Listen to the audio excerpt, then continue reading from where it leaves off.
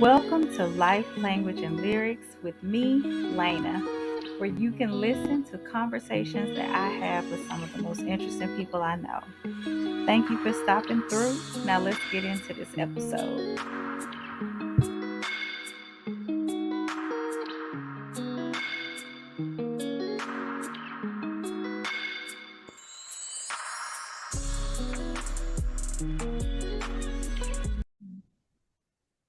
Hello and welcome to another episode of Life, Language, and Lyrics with Lena. And I'm so excited today. We are talking about a survivor story with Miss Ariel Johnson, who I have here. Thanks for joining me today, Ariel. Thank you so much. I appreciate it and sharing my story and getting across the platform of what it's like to have a brain injury. Yeah, I'm so excited to be able to have this conversation with you. So, Ariel Johnson is has a mental health blog where she shares information about brain injury and bringing awareness and all of the things that can come with that. And she's also a brain injury survivor. So, Ariel, first, before we get into everything, can you just tell us anything that you want us to know about you? Yes. So I started this mental health blog to kind of bring light to having a brain injury, but also to normalize mental health, right? Because it's like we all have a brain in today's society. Like we all have a brain as human beings, but I think society dumbs it down and doesn't let us talk about having depression, talking about schizophrenia, talking about bipolar, like I just kind of want to normalize we are all going through these things in our head and to let's talk about it more. Yes, that sounds great. So, in this first section, I wanted you to just start off by telling us or sharing the story of how you sustained your brain injury. Okay, so December 13th, 2007, I was in a car accident. I was 17 years old. I was in high school at the time, senior year. And as a senior, you can drive to and from school, Mhm. right? So I drove a 1983 Mercedes Benz. It was a tank. It saved my life. So it was hailing and snowing, and I don't know why the district didn't close campus that day, but Mhm. I don't know. They just decided not to. So I left school and I was coming back around a bend. And again, reminder, hailing, snowing, horrible out. I Mhm. swerved into the oncoming. I was going around a bend. I swerved into the oncoming lane, hit a van, collided into a pole, and then another car hit me on my passenger side. Thank God there was an off-duty EMT professional, two cars behind the van, and he saved my life at the scene. Mhm. I actually spoke to him, I think like a couple of years ago, because I just wanted a clarification of what happened because I was unconscious. Mhm. So he told me he immediately gets to my car, noticed I was unconscious because of the seatbelt was choking me. Like I Mhm. could have been dead right then and there if it wasn't for him.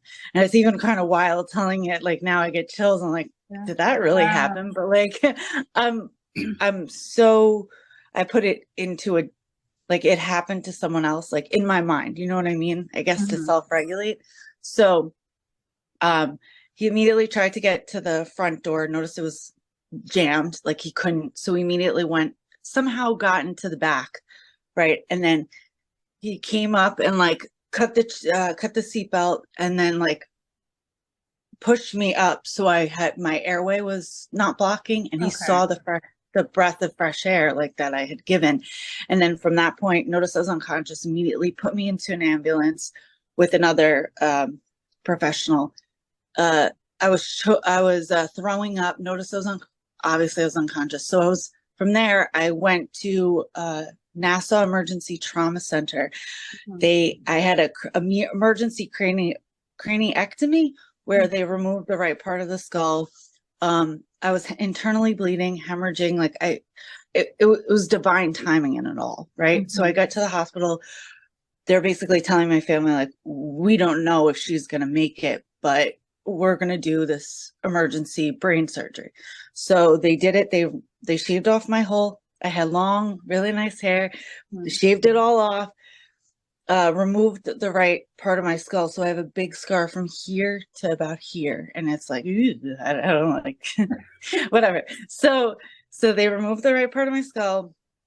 I was in a coma for a month and a half, roughly. I woke up midway through, they transferred me to Mount Sinai Hospital on 100th and Madison in Manhattan, one of the best brain injury hospitals. So from there, I woke up mid-January. My right side, I remember it to this day to the T. My right side was completely numb. Like I could not move it because of, I think because they work so much on my brain. Mm-hmm. So I'm sorry I missed this part, but I was on life support for 2 weeks. Okay. Um, so I was in a coma. I got out of it, but I woke up. My right side was completely numb.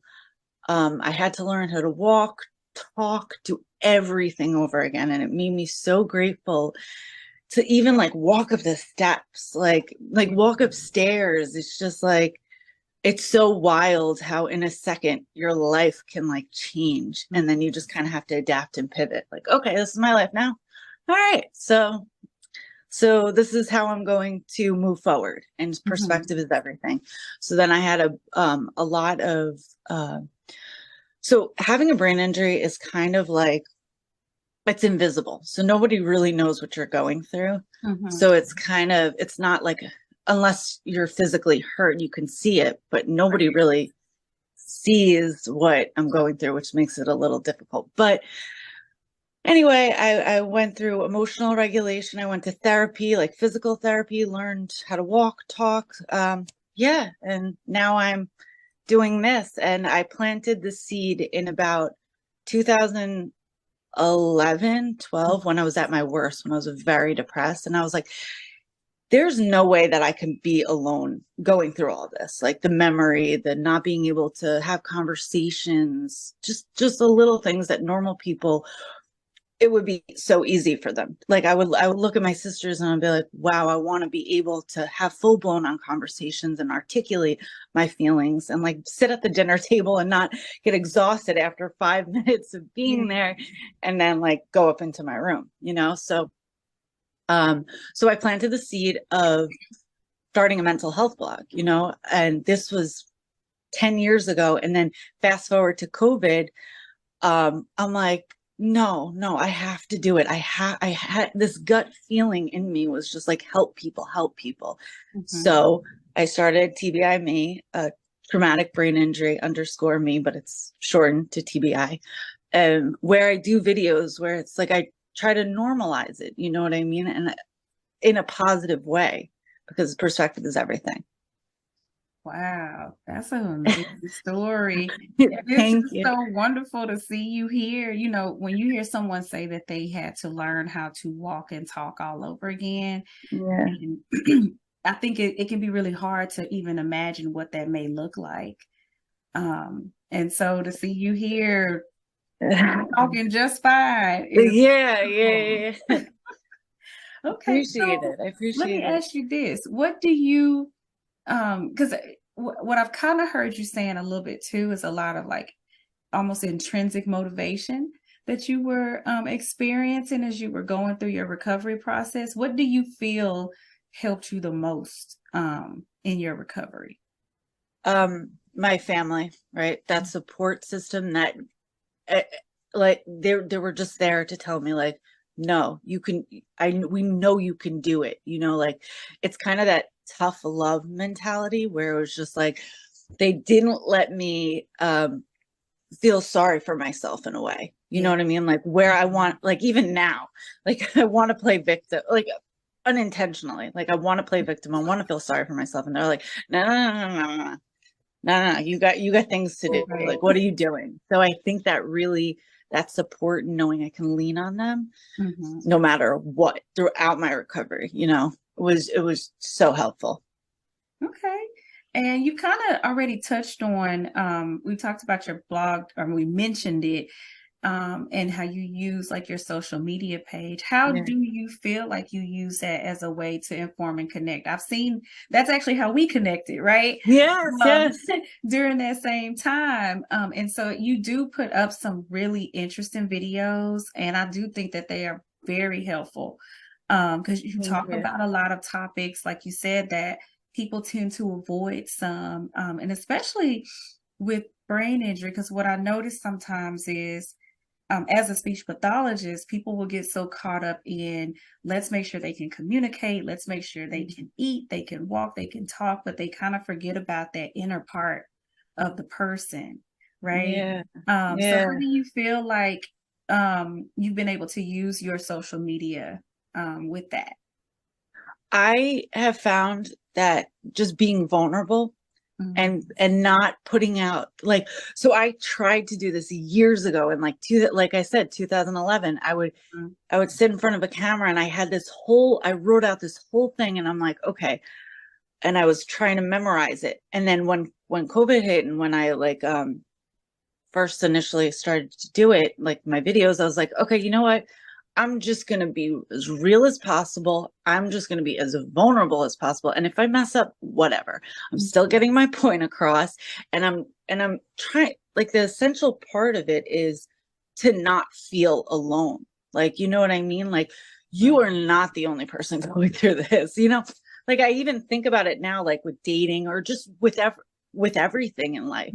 You mhm, know, and then I talk to my sisters or I talk to my friends, and they're like, oh my God, yeah, I go through that too, but mhm, it's just not talked about. So again, I use my social media as, I just try to remain as vulnerable as possible and talk about things that people don't want to talk about, like drinking, learning to accept this new you, brain mhm. injury or not. You know what I mean?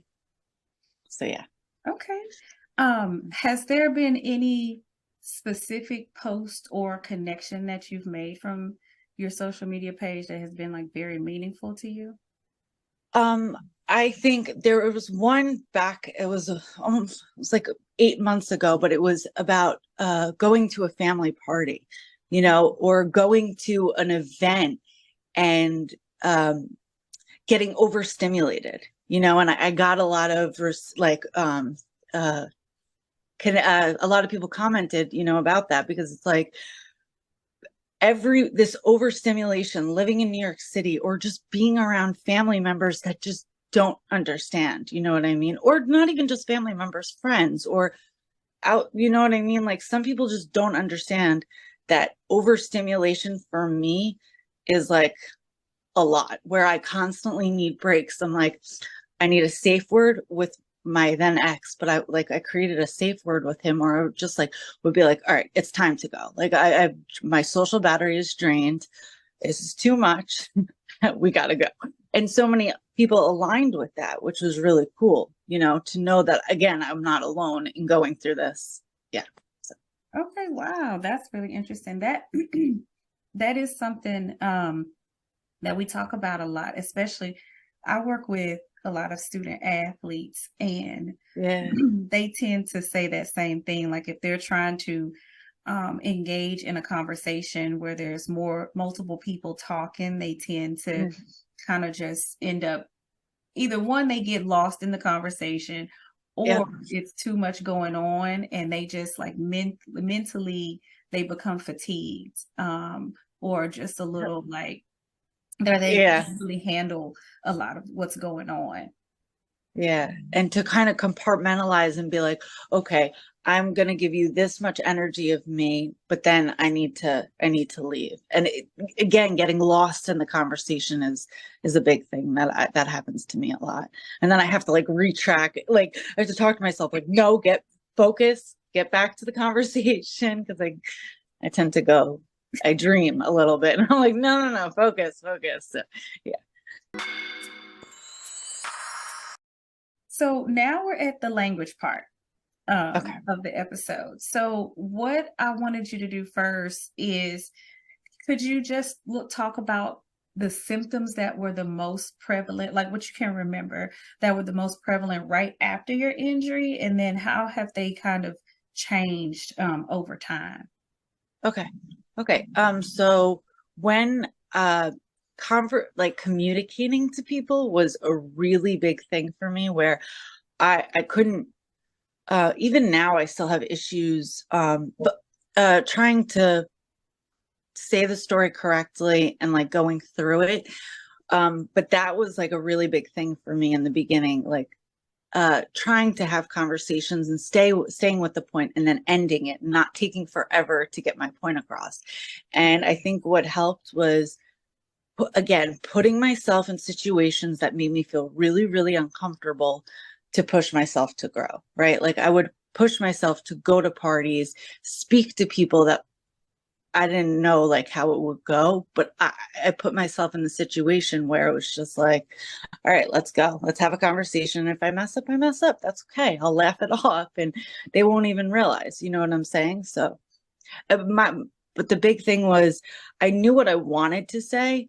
Like Mhm. I had it in my head, but I couldn't form or figure out the right words to connect the two. Cause like essentially when I woke up from the coma, that's that's all I had to do was reconnect walking with the brain and then doing it. So that was emotional, that was communicating, language, everything. So Wow. So did you work with a speech language pathologist?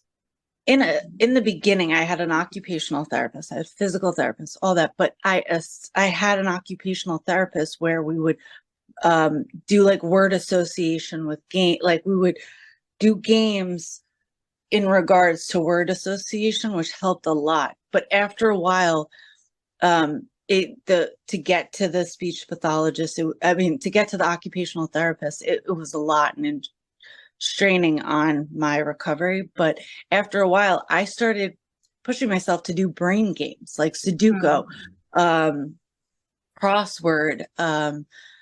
You know how when the word is like messed up and you have to figure out the word, like Mhm. it. So I would push myself to try to do what I did with the occupational therapist over and over again so I can essentially be better Okay. at communicating.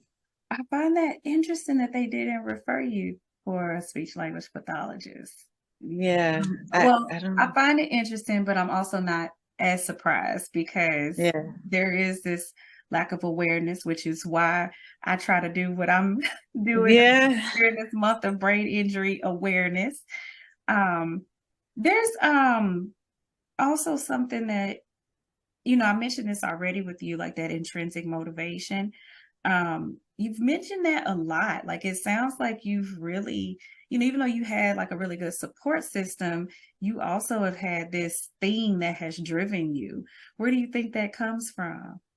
Okay, so I remember kind of when I was in the hospital and I rung like the nurse to for a nurse to come in and help me to the bathroom because I couldn't do that by myself yet. I had a walker. Um, And I remember we walked to the bathroom and I look up and my skull was encaved. Like it was Mm, such a weird thing to look at. But like, just imagine half of your head kind of gone. And it's like the skin, ew, ew. But whatever. So I remember looking at it and being like, no, no, no, no, no, no, no, no, no, no. I am going, like, I made a promise to myself that there's no freaking way that I'm going to stay like this. mhm, I'm not allowed to. It's not going to happen. I, it was this promise to myself that I was like, there's no way that I can change my reality in a second, change my thoughts. And I said, no matter how bad, I hit rock bottom. I looked at myself and I hit rock bottom, like rock bottom. And I was like, no, I am going to be a normal citizen in today's society. I'm going to find a way. I'm going to figure it out and I'm going to get it done. I'm going to be able to walk. I'm going to be able to talk. I'm going to be able to have conversations. I'm going to be on Oprah. You know what I mean? Like I put these really high expectations for myself. And ever since that moment, I just kept on going. And at my really dark moments, I was like, no, I think back to that moment. I was like, I'm sorry, what? You're no, no, you're gonna be the best you can be because we're not going back there. We're not allowed to go back there. No, it's yeah. not gonna happen. So again, this so ever since that kind of moment, I was just like, I have to be positive because anytime I go back to that negativity in my mind, I'm like, I think about my head and I'm like, mm-mm, no, no, no. It scared the living crap out of me to want to push me to be the best version of myself.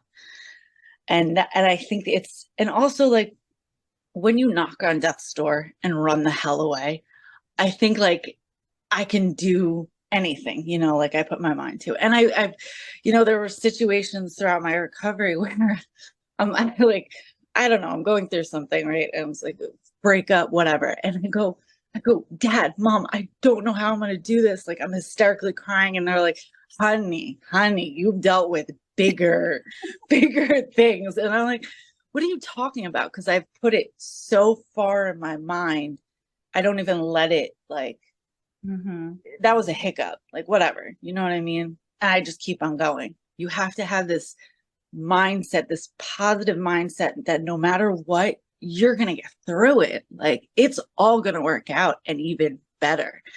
And look, I'm living my dream life. I speak at conferences. I'm writing a book. I'm helping people. I'm inspiring people, and it's this really good feeling to now even talk about it and like look back at as to where I was. So yeah. I love that. I mean, you got me over here feeling excited too. I That's love it. I so love it. good. I love that so much. So, okay, that's a good segue into the next question for this section. So when I do the language section, sometimes if it's related, then we'll talk about speech pathology or communication and language. But I Right. also like to ask about like words of wisdom and advice. So, what would you say to other survivors who may be having some challenges in their own process of recovery? Okay. Don't, this is going to sound so cliche and you're going to be Okay. like, shut up. Do not give up.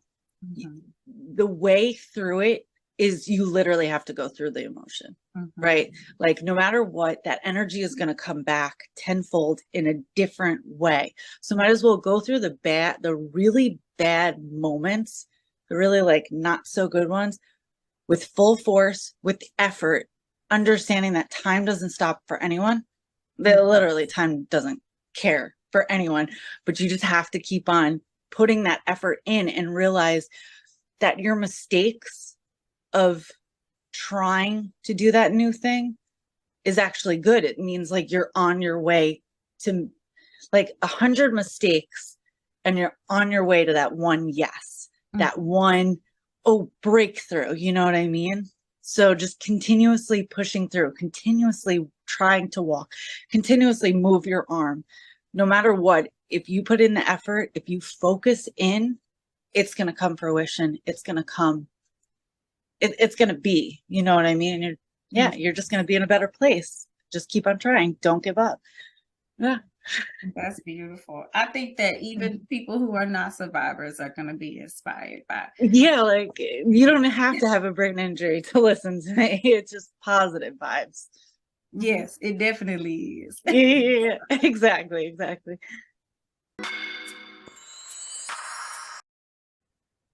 Okay, so now we're at the last section, which is the lyrics. So this is Ah, where we get to talk a little bit about some music. Um, beautiful. yeah, so I'm one of those people that, well, one, I just love music, but I also feel like, um, we use music as like the backgrounds to our lives, right? For different Yeah. reasons. So I think the questions that I gave to you were first to tell me a song that or lyrics that are your go-to when things are difficult. So especially during like the beginning of my recovery, Through the Wire by Kanye West, it just knowing that if he can kind of go through that, Mhm. that I can go through it. Like it was kind of like a push. It's very motivating for me. Like I'm like, oh, I'm not alone. You know what I mean? But it's also like through the wire, like no matter what, I'm gonna get it. Like I'm gonna succeed. And he basically his success story was within that song. It's like he look at him now. You know what I mean? Like it's pushing through, and no matter what, if you put the effort in, it'll everything will happen the way you want it to. Oh, So yeah. that's good. That's a good one. Just for any listeners who may not know, Kanye West, I think in 2002, Yeah. I think it was 2002, he was in a very significant car accident and his jaw was wired shut. And that song Through the Wire, he was literally rapping through the wire of his Literally with jaw his being teeth shut. closed. Like, I don't know how he did it, but he did it. And Yeah, even now he can speak and have conversations and it not be an issue. So yeah. That's a great song choice. yeah. Okay. So what about a song when you need to get into a calm state? So India Irie I love, but Ooh, also I'm really big into frequencies, right? Like uh-huh. I can listen to like a fireplace like crackling in the background or waves.